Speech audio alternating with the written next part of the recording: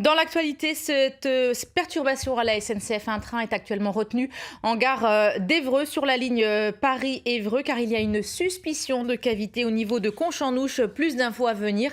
Et également sur notre site internet de la SNCF, on continue de parler puisque nous évoquions en début de semaine la vétusté des infrastructures ferroviaires avec cette panne géante à la gare Saint-Lazare à Paris.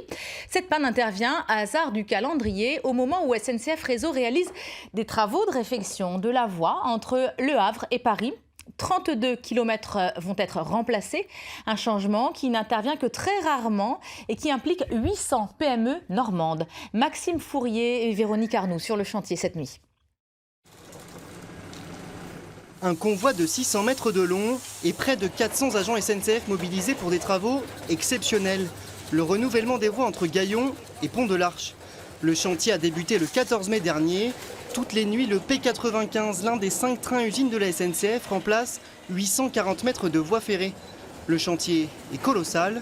Il a pour ambition d'améliorer la performance et de garantir la sécurité de la ligne SNCF, la plus empruntée de Normandie.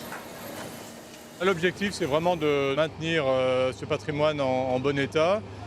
Donc c'est des opérations que nous renouvelons pas très souvent, tous les 25 ou 50 ans selon les types d'infrastructures. Donc c'est quand même assez unique ce genre de chantier. Il n'y en a que 5, on dira, qui tournent actuellement sur toute la France. Étape numéro 1, renouveler le ballast, ces cailloux sous les voies qui stabilisent le chemin de fer. Plus de 2000 tonnes en sont déposées tous les jours. Ensuite, ce sont les rails qui sont soulevés, remplacés et soudés. Et de nouvelles traverses sont également installées. Un chantier titanesque pour des ouvriers qui œuvrent au millimètre près. Un véritable travail d'orfèvre. L'objectif, assurer une meilleure qualité de service pour les passagers normands.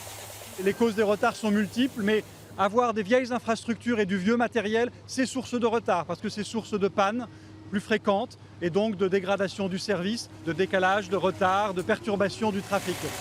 Ces travaux ont un prix, plus d'1 million d'euros pour chaque kilomètre de voie rénovée. Le chantier se poursuit jusqu'à la fin du mois d'août. La SNCF et la région Normandie se donnent jusqu'au printemps 2020 pour améliorer la qualité du service ferroviaire dans la région.